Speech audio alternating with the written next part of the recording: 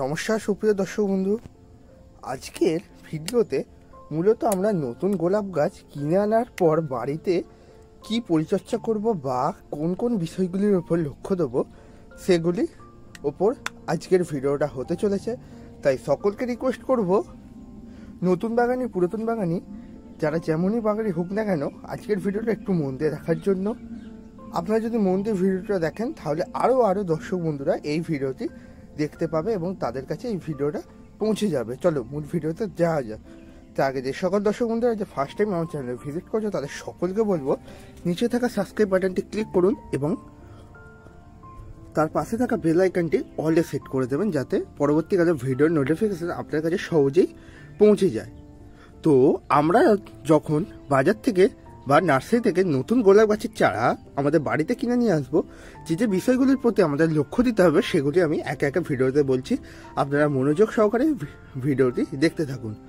প্রথমতই বন্ধুরা, আমরা নার্সারি থেকে যে গাছগুলি কিনে আনবো সে গাছগুলি কোন মিডিয়ায় রয়েছে সেটি লক্ষ্য করবেন। যেমন এই গাছটা আপনাদেরকে তুলে দেখাচ্ছি। আমরা এই গাছটা দেখতে পাচ্ছ মাটির মিডিয়ায় রয়েছে। এইগুলি রয়েছে ধানের তুষে, ধানের তুষ মানে রাইস হাস্ক যেটাকে আমরা বলি থাকি। তো রাইস হাস্ক এবং ধানের তুষ এই মিডিয়াগুলোতে আপনারা বেসিক্যালি গাছ পেয়ে থাকেন বা এই রকম মিডিয়াতে গাছ আমরা নার্সারি থেকে নিয়ে আসি। তো বন্ধুরা, আমরা যখন এই গাছগুলি নিয়ে আসবো তারপরেও আমরা যে বিষয়টা লক্ষ্য করবো, এটা তো গেলে এক নম্বর বিষয়, কোন মিডিয়াতে রয়েছে সেরকম বুঝে আমরা গাছেতে জল দেবো। এবার দু নম্বর বিষয় হচ্ছে গাছগুলি কীরকম জায়গায় রয়েছে, মানে এই কালো প্যাকেটে রয়েছে বা চটের গ্রো ব্যাগে রয়েছে না টবে রয়েছে, সেই বিষয়টার প্রতি আমাদের লক্ষ্য দিতে হবে। এবং কত ইঞ্চি মানে পটটার মধ্যে বা গ্রো ব্যাগটার মধ্যে রয়েছে সেইগুলি আমাদের লক্ষ্য দিতে হবে। সেই অনুযায়ী আমাদের পট নির্বাচন করতে হবে। এইগুলি যেমন 4 ইঞ্চি কালো প্যাকেটের মধ্যে রয়েছে, এটা 3 ইঞ্চি কালো প্যাকেটের মধ্যে রয়েছে।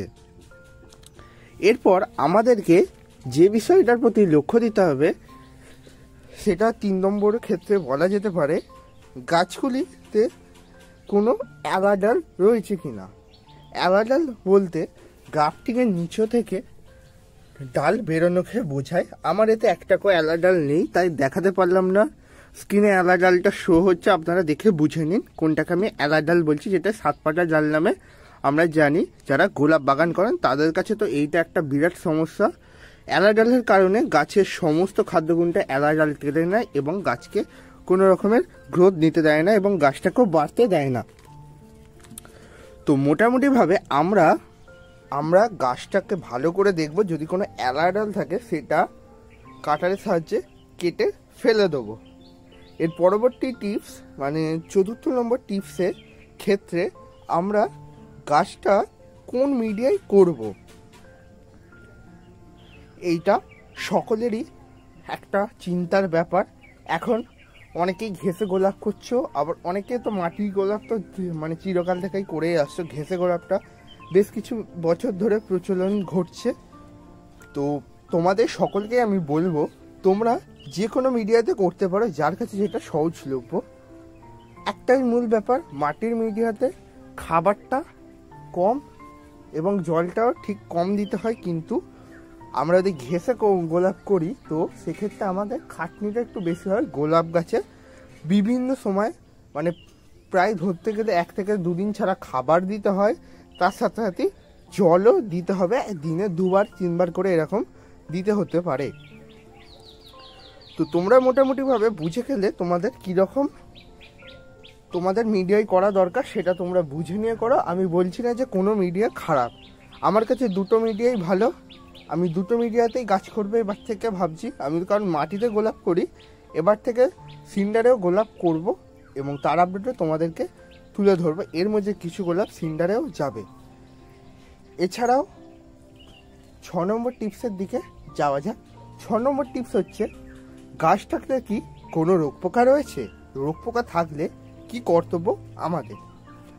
যেমন বন্ধুরা, তোমরা দেখতেই পাচ্ছ গাছটাতে, আমার এই গাছটাতে একটু পাতা পড়ার সমস্যা রয়েছে। এটা মূলত আমাদের ছাদে আনার পর তারপর সমস্যাটা দেখা দিয়েছে। এটার একমাত্র কারণ হচ্ছে ফাঙ্গাস ঘটিত অ্যাটাক। এছাড়াও আমি গাছে দেখতেই পাচ্ছ ফাঙ্গিসাইডে স্প্রে করে দিয়েছি ভালো করে, আর এই রোগটা স্প্রেড করবে না গাছের কোনো অংশেও।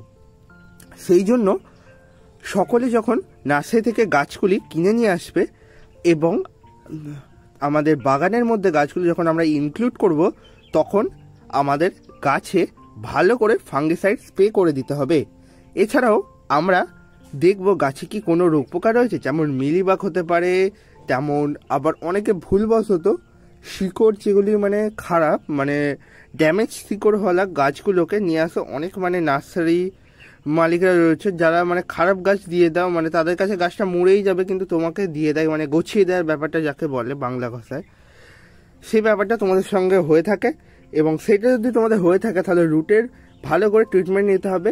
একটা ভালো ধরনের ফাঙ্গিসাইড এবং কাটিং এড পাউডার মিক্স করে একসাথে সেটা গাছের গোড়াতে দিতে হবে, এবং তাহলেই দেখবে তোমাদের গাছও বেঁচে গিয়েছে এবং অসাধারণ গাছের ফুলও চলে আসবে।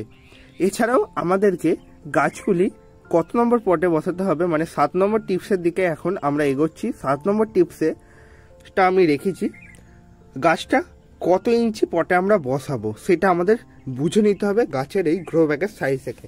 যেমন আমার এই মানে কোকো মানে এই রাইসাসকের যে গোলাপগুলো রয়েছে সেগুলি 4 ইঞ্চি কালো প্যাকেটের গ্রো ব্যাগে রয়েছে, এবং এইটা রয়েছে 3 ইঞ্চি কালো প্যাকেটের গ্রো ব্যাগে মাটির গোলাপ। সেহেতু আমাদেরকে বুঝে পট নির্বাচন করতে হবে। আমি মোটামুটিভাবে এই 3টে গোলাপের জন্য 8 ইঞ্চি পট এখন ফার্স্ট স্টেপে আমি নির্বাচন করেছি। তোমরা তোমাদের বুঝে অনুযায়ী নির্বাচন করো, কিন্তু আমি বলবো 8 ইঞ্চিটা সব থেকে শ্রেষ্ঠ। 10 ইঞ্চিতে এক্ষুনি যাওয়ার কোনো দরকার নেই, তাহলে তোমরা গোলাপ গাছের গ্রোথ তেমন কোনো দেখতে পাবে না, খালি রুটেরই গ্রোথ নেবে। গোলাপ গাছের মূল ব্যাপার হচ্ছে রুটের সাথে সাথে এর ডালপালাও ভালো করে গড়ে তোলা। এবং এর পরবর্তী টিপস হচ্ছে গাছে কি কোনো ফুল রয়েছে। যেমন বন্ধুরা তোমরা দেখতেই পাচ্ছ আমার এই গাছটাতে প্রত্যেকটাতেই ফুলের কুঁড়ি রয়েছে। তো এই ফুলটা ফুটে গিয়েছে, এখন আমরা কি করণীয়, গাছটা কিনে আনার পর আমরা গাছটা যখন পটিং করব তখন আমাদেরকে এই ফুলটা কেটে দিতে হবে। এইটাকেও তাই করতে হবে। এখানে আরও 2-3টে ছিল আমি কেটে দিয়েছি, এইটা রয়েছে জাস্ট কালারটা দেখার জন্য, এটাকেও তাই করব।